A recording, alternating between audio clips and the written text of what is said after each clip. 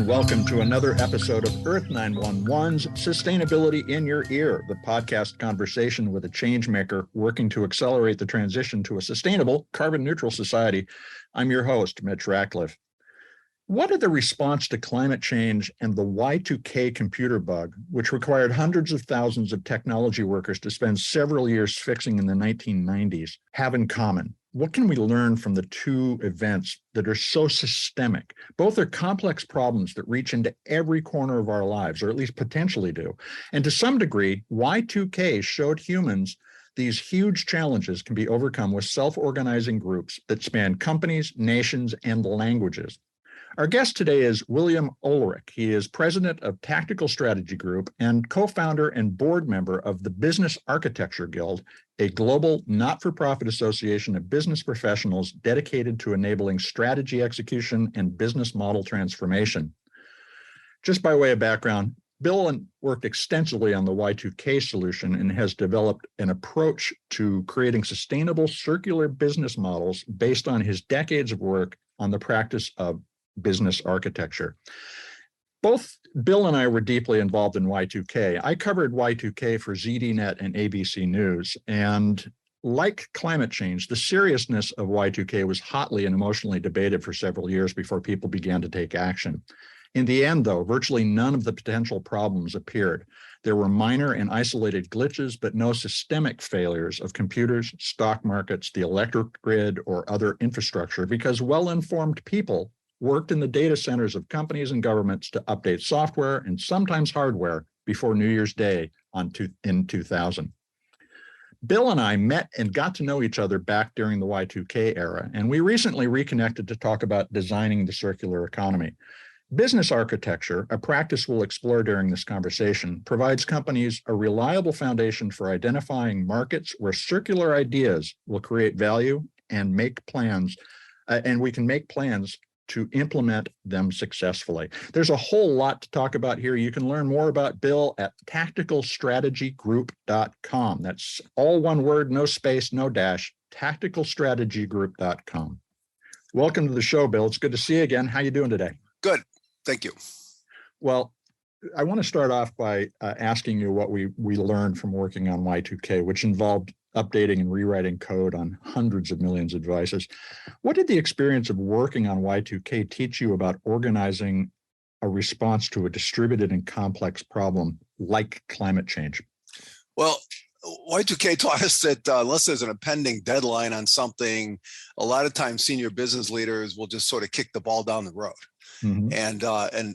And even with Y2K, it took a while to get a number of organizations going, and there were still late starters, right? So now I will also add that fixing Y2K in comparison to some of the business model shifts that, at least in my view, are important with supporting moving to a circular economy and supporting circularity are relatively straightforward. The Y2K was relatively straightforward compared to what we're looking at in terms of the shift to circularity and the business model changes.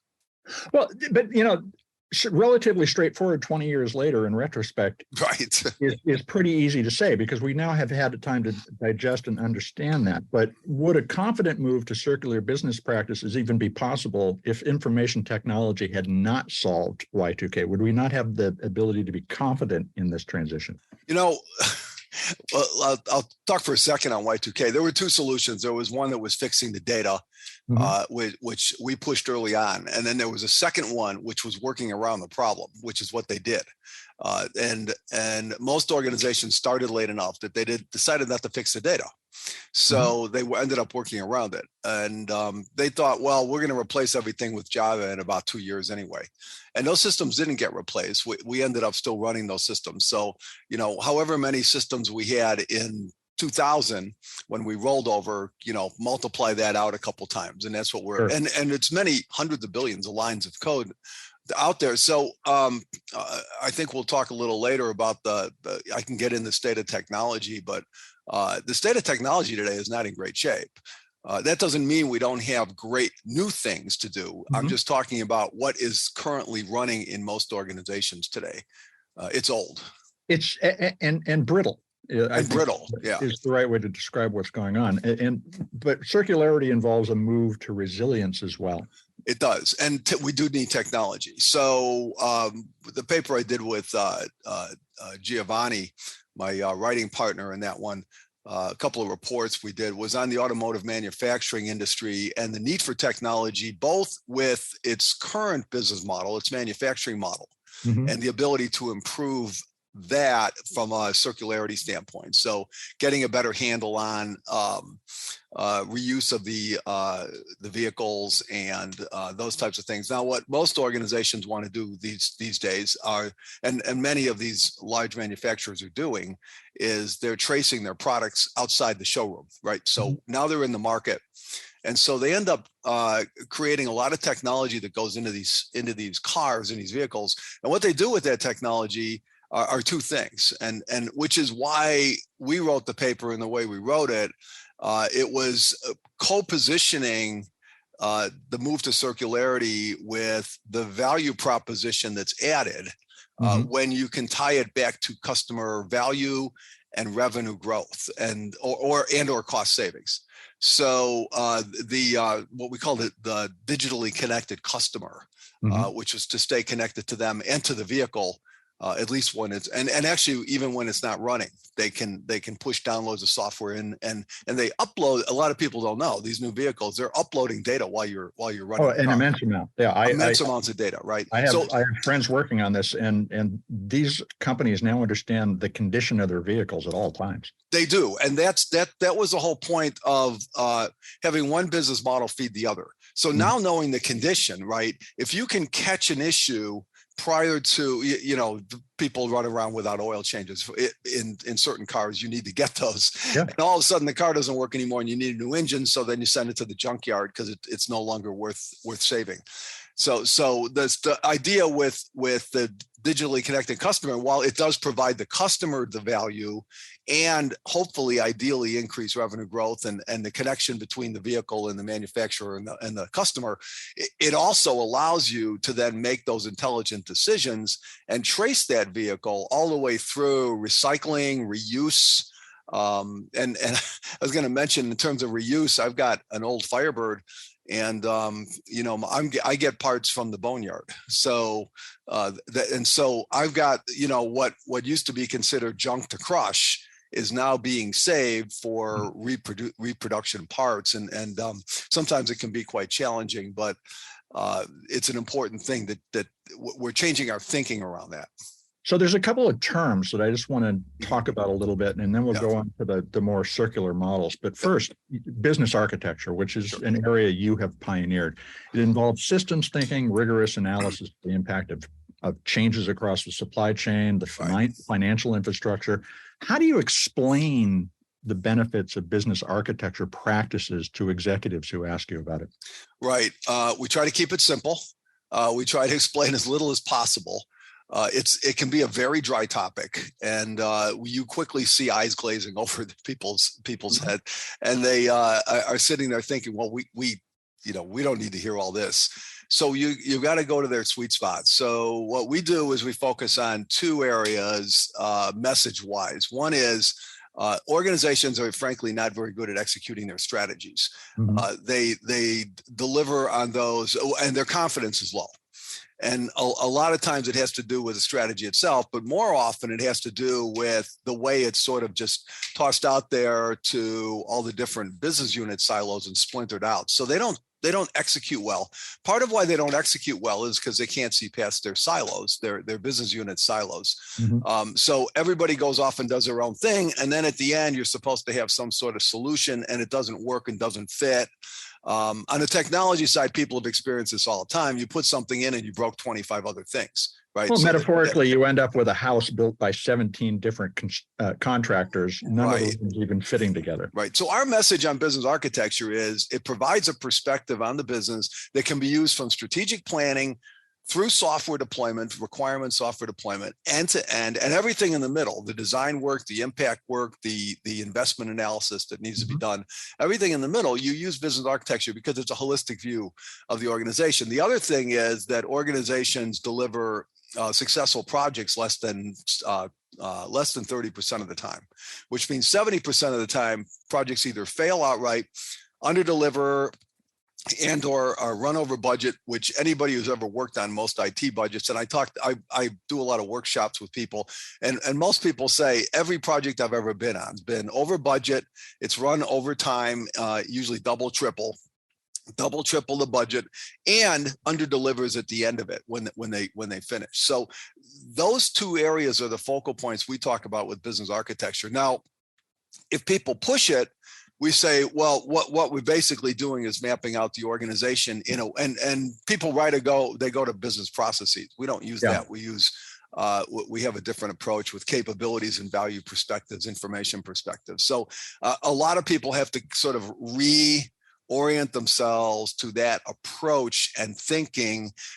Again, we don't try to get the details to the executive. What they want to hear is, how can you help me do my job better and deliver value for my customers and the organization?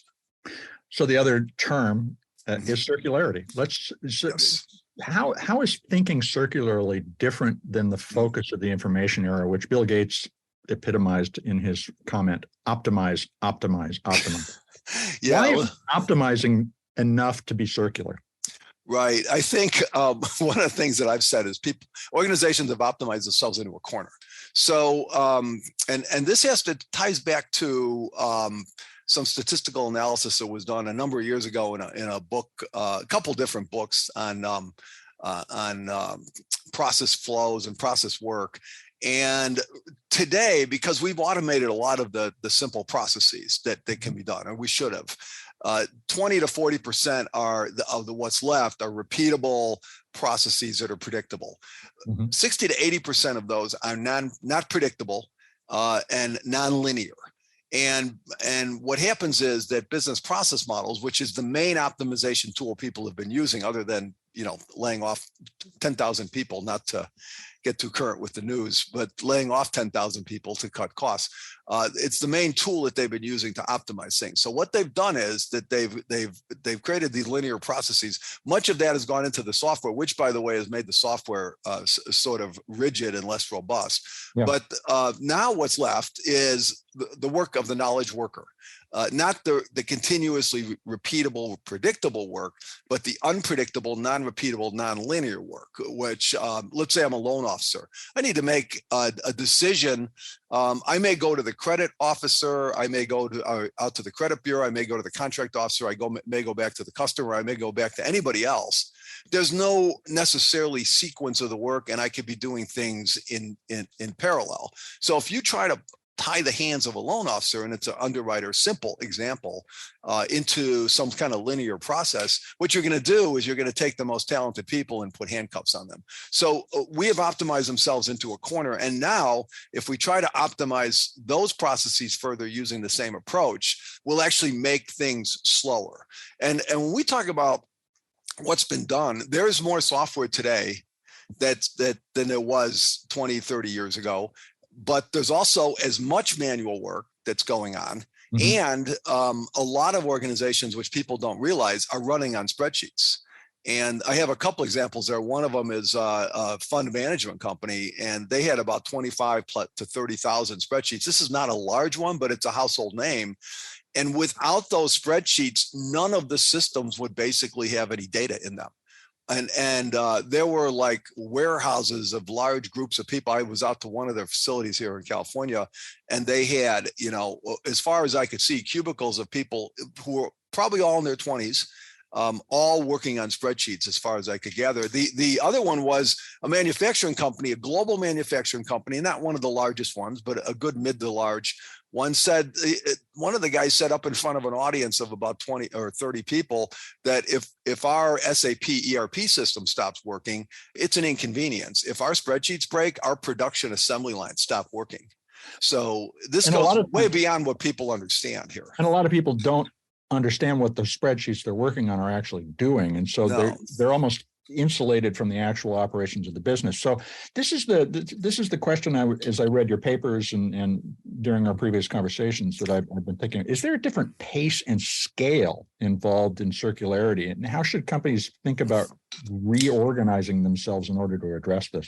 Holistically, that is the pace and scale. So what happens is if you try to go to, and it's really executing any strategy or trying to shift any business model. If you're trying to go into a circular environment, you have to have the organization working as a unit. That doesn't, a lot of organizations don't work like that today. Everybody has their own little corner. In fact, the silos have gotten worse over the last, I would say, decade or so, where they've created sort of these sort of false security blankets where it says, you know, I'm in my little silo. And if you want something from me, I'll deliver that to you as a service. Almost like you're an outside partner, a third party, right? And instead of working as a cohesive whole, right, which you need with circularity, because what you've got to have is all of the parts need to be working together, you know, to dealing with, you know, if you're in marketing or whether you're in sales or whether you're in the area that repossesses assets or you're in the area that's building the asset or the area that's making the technology that tracks the assets, or you're in a customer support area or other area where you need to engage and work with your partnership, right? And the partners, by the way, are part of the ecosystem. And I know we're going to talk about partners later, but it needs to be a holistic approach as opposed to this fragmented approach that we're going about today. Now, you make an important distinction about the difference between wasteful linear economies and circular ones. Tell us about the difference between a value cycle and a product life cycle. Why does focusing on how a business creates value improve their strategic thinking? Yeah, traditional product life cycles are, you know, and there's a couple different views of this. There's sort of the marketing product life cycle of the product's in a growth path. It's in an early stage. It's in a growth path. It's hit maturity. It's on the downside. So then we stop marketing it. But then there's the other life cycle, which is the product itself, which is primarily, and sort of the way we draw it out, and most people do, the product goes out, it works for a while, and a lot of these things you can't even fix anymore. So you throw them in the junkyard, right? And they end up in a landfill. So that's the sort of the traditional life cycle if you follow the product out. The circular life cycle is this continuous focal point on repair, maintain, extend, and then where appropriate, and at the right time, you know, we recycle and reuse to the best of our ability. Now that changes with different types of products, but if it's a physical thing, right, we want to extend it as long as possible, which may or may not be in people's business model. Maybe if you're a manufacturing company with a throwaway mindset, and you depend on people throwing away your product every 2 years and buying a new one, that could be a problem for you, right? So you may need to rethink that. But extending the life of what's out there to a certain point, following through a life cycle. We talk about, you know, partners picking up older vehicles and doing things with them, all the way to the point where instead of like we used to do, we just take things and crush them. We take and reharvest the parts and the other things out of there. Because it's expensive to melt everything down and start from scratch and build a whole new type of vehicle out of that. If there's an alternator out there, it's a lot cheaper to get the used alternator. And yeah, exactly. Less right. Impact on the environment. Yeah. So what we want to do is we want to look at that in a broad scale, and then you know, partner up with our partners best we can. And that again, they're part of our ecosystem. They're really organizations don't always think this way, but the partners that fulfill certain capabilities for you, they're really part of your ecosystem, right? They're just doing it on contract, right? So instead of you doing it in-house, now you can move it in-house, you could have them do it, but those partners need to be part of this overall ecosystem for everything to work effectively. Now, as you talk with business leaders, it seems to me there's probably 3 different driving forces behind their potential embrace of circularity. Do they see it primarily as tied to risk management, which means keeping up with the competition as sustainability changes consumer values? Do they see it as maintaining regulatory alignment? In other words, we have ESG reporting requirements now, we just got to do it. Right. Or do they see it as a clear opportunity to grow? Well, one is when you talk about keeping up, I think organizations or business leaders are being forced into a sustainable mindset or sustainable model. And the reason is because, the other organizations are doing it. So you're starting to see a trend, although it's not a huge stampede, but you are seeing a trend where sustainable business models, and they really aren't built into the completely built into DNA of these companies. It's a lot of it's foreign to them. But the sustainable business model is something that they do want to do, because they know if they're doing that in the marketplace, they can get a broader set of attention, particularly from the younger buyers who are looking for sustainability, right?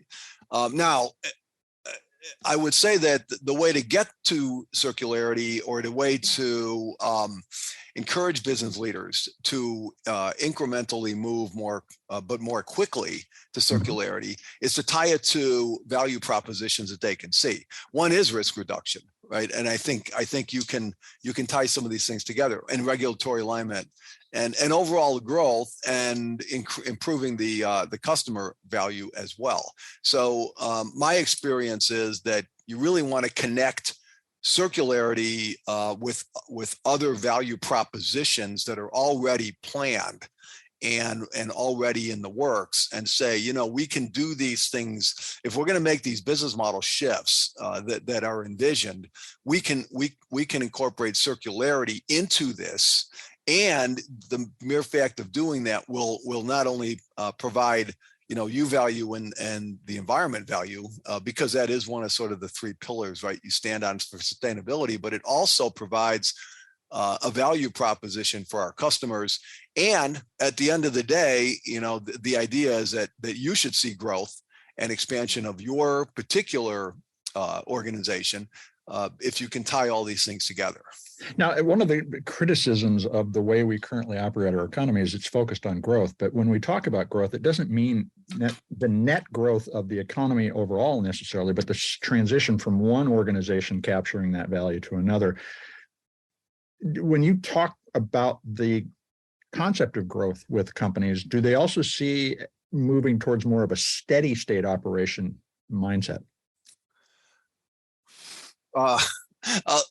Wall Street doesn't like that all the time, which is one of our problems, right? So I'd like to say yes. There's still a lot of people out there who believe that instead of sort of this steady incremental, continuous value, that they want to go, shooting up.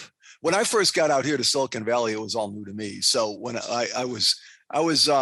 I had been a consultant for a number of years, but I moved out here, and everybody was talking about, this is in the early 90s, and everybody's talking about, I couldn't meet anybody who wasn't talking about taking this public or taking that public. It was everything wanted to go public, and everything wanted to shoot up, and everybody wanted to make a quick buck, and everybody wanted to get out, right? And the company I came out here with actually got sold eventually to a larger company, but I'd like to say that there is a resettling of thinking around just a continuous, sustainable, long-term model. And there are, organizations out there who have been in business for many, many years, and they're a pretty steady kind of growth. I forgot who owns them now, but the one who's sort of strange example is the Pez company. Who makes the little candies and things, right? You don't see them advertising, but they're still there, and you can still go out and buy Pez. And, and I think that, they probably haven't had a whole lot of ups and downs over the decades, but, they've been around a long time, and people still have it. So, it's a kind of a candy, but better to survive than die. And they're still here, right? So if you go back to, we go back a few decades, and we look who was in the, some of the top market making companies, or even the top technology companies, right? And Apple and Microsoft aside, you start to see that, these companies aren't here anymore, right? Well, Apple almost didn't make it either. And Apple had a close call, right? Yeah. And Microsoft saved them. And it's a mindset that has to continuously shift. There's still a lot of companies are battling now, more so for they're trying to make sure that they're hanging on to the markets they've got and get to new markets. But these are more traditional companies, and so I think there is a big opportunity there for a lot of those organizations. Well, I think exploring that opportunity is going to be a great conversation. We're going to take a quick commercial break and be right back to do that. We're back to continue the conversation with Bill Ulrich. He is with Tactical Strategy Group. He's the principal there and also co-founder and board member at the Business Architecture Guild.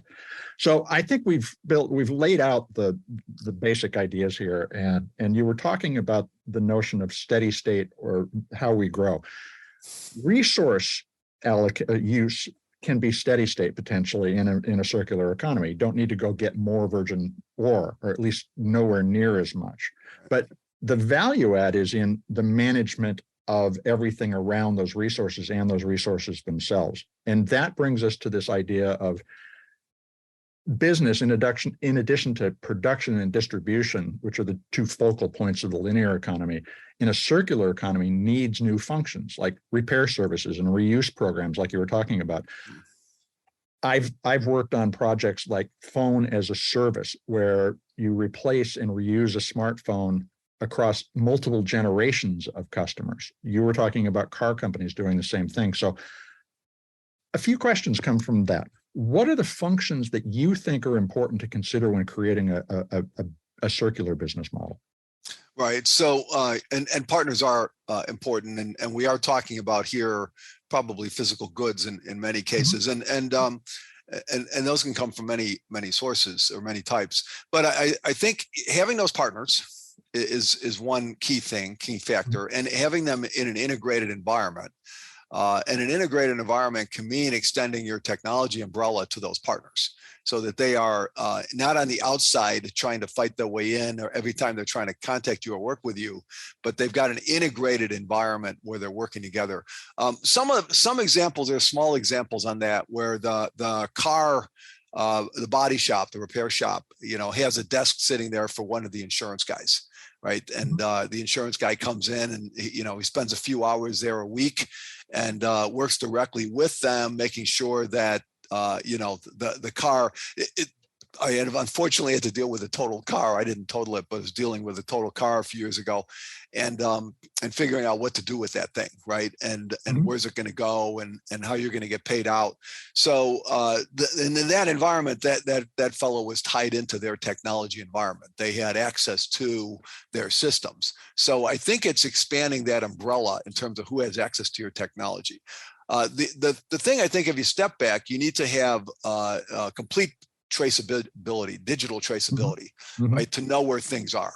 I can't, I've had my car over at this place for a month, and not to keep coming back to that, but it had to do with being able to find things. And, it's very difficult, especially when you're getting into these, it's no longer, I mean, if you're on warranty for, 3 to 5 years, right? Then you're past that window. At some point, the manufacturing company, maybe rightly so, stops making the replacement parts, right? Mm-hmm. And especially if they discontinue the model year. So, and you can see, I think, 20 years from now, or 10 to 15, 20 years from now, the technology that's inside of our vehicles today is mm-hmm. going to at some point fail. And trying to even get sensors for older cars has been tricky. Now, are they still going to be making all the computer chips necessary? I was just reading about the new Corvette to keep the electric engine in the front and the gas powered engine in the back synchronized, such that There's going the same, and what if they can't get that part 20 years from now? I mean, for Corvette, they're probably going to still be making it, but you have to figure out who are the business partners that continuously can remake and reuse, so you don't have to take these things. Your worst case is it's in the boneyard and you're harvesting parts. But a better case is you keep the vehicle on the road mm-hmm. and upgrade it in ways that you can keep it sustainable. And, there are new technologies out, like, you can create a lot of different things out of these 3D printers, right? Mm-hmm. So there is technology out there if companies are willing to release the spec for some of these things. So you've got that whole sort of mindset that you can't have this. It's our trade secret. Well, it was your trade secret 20 years ago, but it's not your trade. You need to open it up now, right? Yeah. Well, that notion of confidentiality preventing the kind of collaboration that is necessary in the circular economy has come up in many of our conversations. But one of the things I hear you saying is that on the one hand, you can integrate a very deep value chain. But the way business thinks is to vertically integrate it and bring it all internally. Do they need to stop thinking that way? And there are some concepts that we can use to rethink that, like stewardship, ownership, changing how we think of ownership and product and service liability in a circular system. How do you recommend a business think about assembling that initial circular environment rather than trying to build it all themselves? Yeah, I don't think any organization can deliver all the capabilities they need by themselves. And if you actually, in business architecture, we map that out. So we identify the key partners that are actually performing capabilities for you. So you say, well, if we remove this one, then you no longer do these things or can't do these things. And so we have to integrate that perspective, and we have to welcome it in. Now, we also have to look at, we'll talk more about geography, I think, later, but we also have to look at geography. So if the only place we're outsourcing our manufacturing to is a place where we can't get that product from anymore, right? Whether it's Asia or wherever else it is. I was just listening to somebody explain the other day, most of our pharmaceuticals used to be made in Puerto Rico, and then we ended up moving them far away, right? And now, they still have the facilities, they still have the people, they still have the skill sets.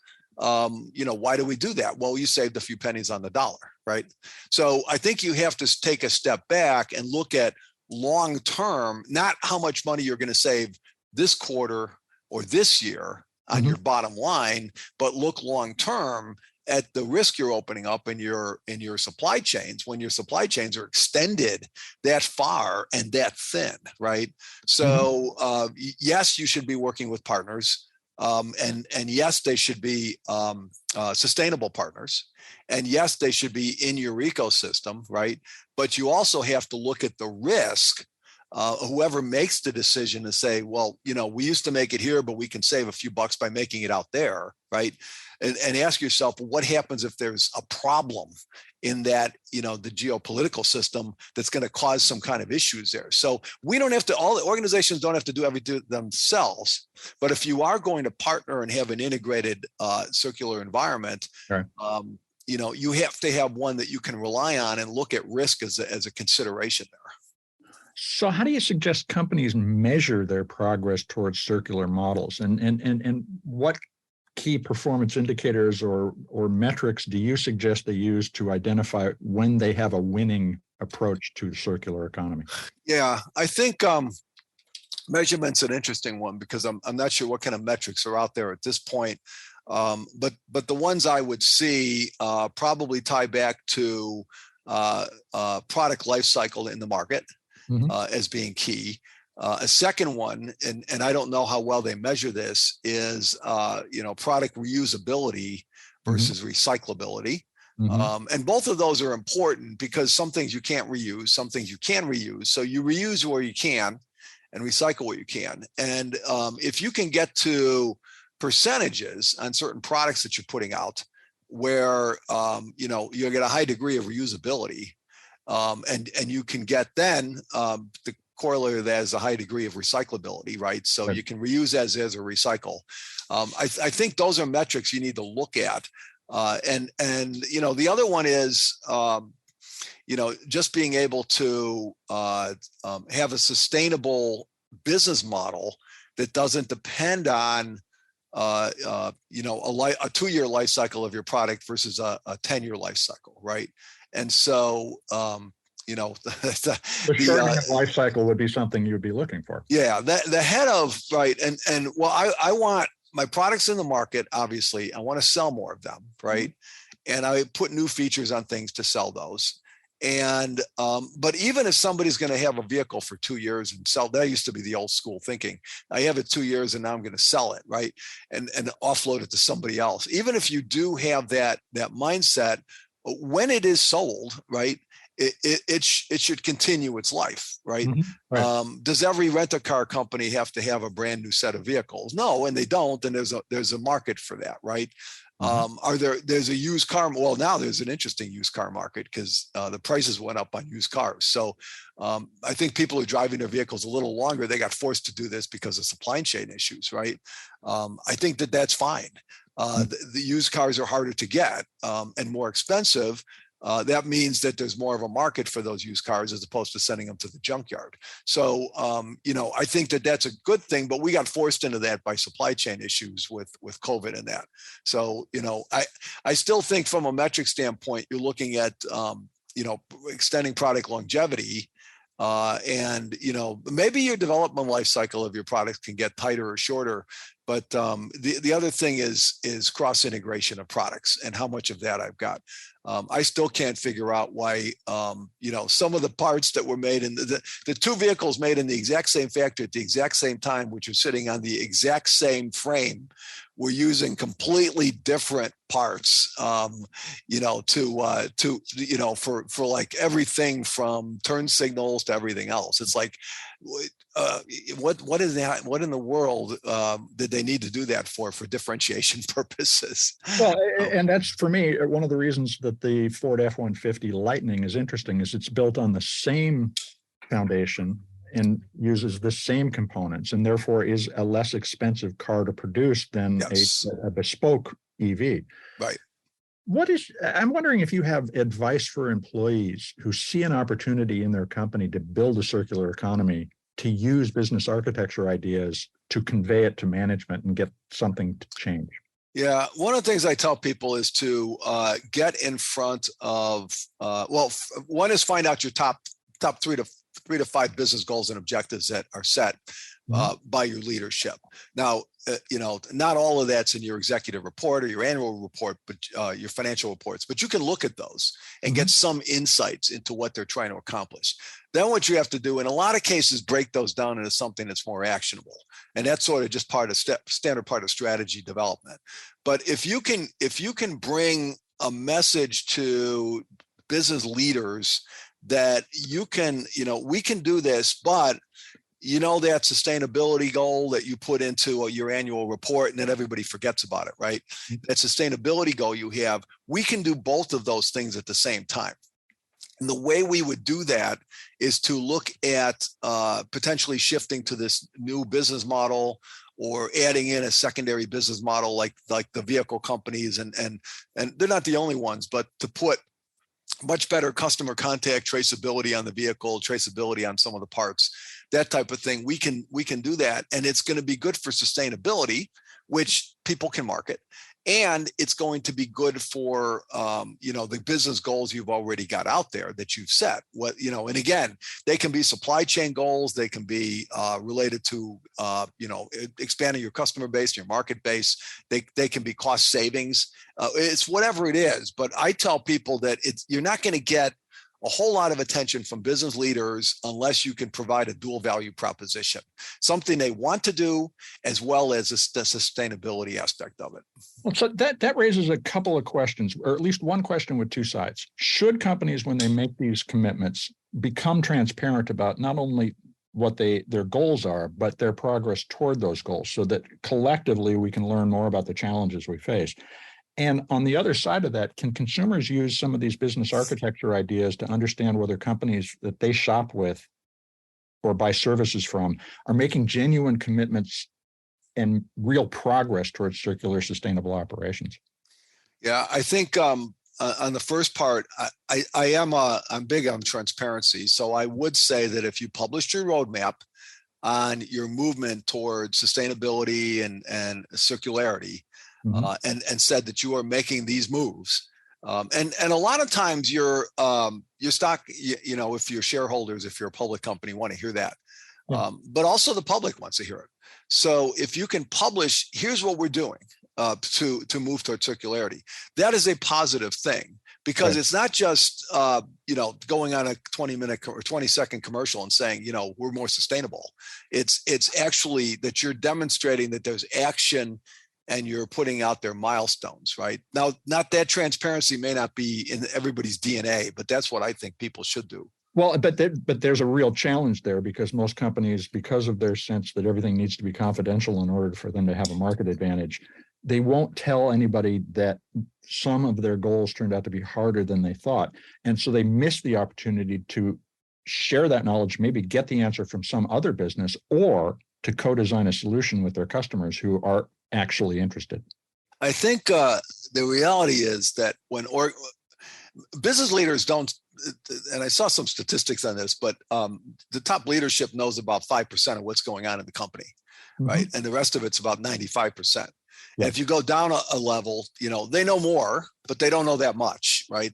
And if you go down to the management level, you still have they know about 50% of what's going on. And if you don't go down to the worker level, which is where real innovation comes, right? If you don't go down to the worker level, you're going to miss opportunities for innovation. You're going to miss opportunities for feedback on your overall strategies. So I'm a big proponent in strategy execution of having continuous feedback loops where innovations can be fed back into the strategy, where if something's a bad idea, somebody's not going to get fired for saying that it's a bad idea. Yeah. So I'm a big proponent of that. And I think that there's not a realistic understanding of, at least at the top level, of just how bad some of these technology environments are. Getting back to that for a minute, the work environment that people are in that is based on manual workarounds. There's always one hero that somehow gets something to work. I mean, we only see the very tip of the iceberg on system issues that happen to get publicized. We have to ground all the planes across the United States because of a software issue, right?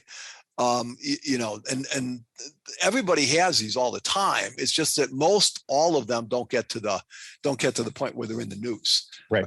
So there's a real issue out there. So your optimistic goals of trying to get things done are usually off base. So when you're setting, the one thing if you're setting a roadmap and you're transparent about the roadmap to circularity, I think you have to be honest as well that it's going to take you a period of time to do that. It's going to be significant, because I saw one organization, very large, insurance, financial services, make a commitment to move to a customer-centric business model. They have been around for 100 and however many years and have been completely siloed, where your auto policy and your auto policy are completely segregated from you and your homeowner's policy, et cetera, right? They've been completely segregated. So shifting to that, they had that as a 5 to 10 year goal. Right. People are afraid to create 5 to 10 year goals these days. And I think you have to put that out there. You have to demonstrate, we have this 5 year, 3 year window, 5 year window, 10 year window. Those are the ones I normally work on. Right. And say, well, you can't really tell what's going to happen too much after that. But if you go to Japan, they've got longer term goals, right, than that. And there's definite strategic benefits to looking longer term. So this has been a great conversation. I want to ask this question in closing. You've been following the evolution of the circular economy for a long time. How far along on the road to circularity do you think we are today? And what are the big breakthroughs, the important breakthroughs you're looking for to catalyze rapid adoption of circularity? Yep. So a couple of years ago, I interviewed Walter Stahill, who some consider him the father of circularity. And he wrote, I guess, the book that inspired myself and Giovanni Traverso to put our papers out and some of the other work we've done in this area. And he's been in the field for decades. Now, he's still optimistic and feels that the traction is picking up. So I do believe that, and I think that progress can be tied to a couple of things. One is that organizations are being forced to reinvent themselves and their business models today or go away. And, a lot of unforeseen things have happened, much more than we've ever anticipated over the last 5 years or so, even 10 years with financial meltdown. And then the second one is advancements in not just the technology, because we have great technology today. We are not deploying it very well. right? So I think a lot of the technology out there is being underutilized. A lot of the systems that are out there have not only been designed using older tools and software and hardware, which isn't necessarily bad, but it's also been designed under a different sort of mindset or paradigm of the optimized, right? Code out this straightforward process, automate the thing, and lock everybody in on it. That freezes people's hands. So I think that there has to be, in addition to the technology, we need to have disciplines like business architecture to get people to rethink about approaching things in a much more holistic way, where we can do not cross-silo solutions, cross-silo strategy deployment, and cross-silo circular, the move to circularity, right? So it's not just the technology, but it's also the disciplines that need to accompany that. And I will say organizations are getting there. I'm very pleased to say that the Business Architecture Guild, which is a not-for-profit association, but it's got members around 3,500, I think, currently, in well over 100 countries. And so this is not an isolated thing. It's not just a US thing or a European thing. It is a global movement that's going on.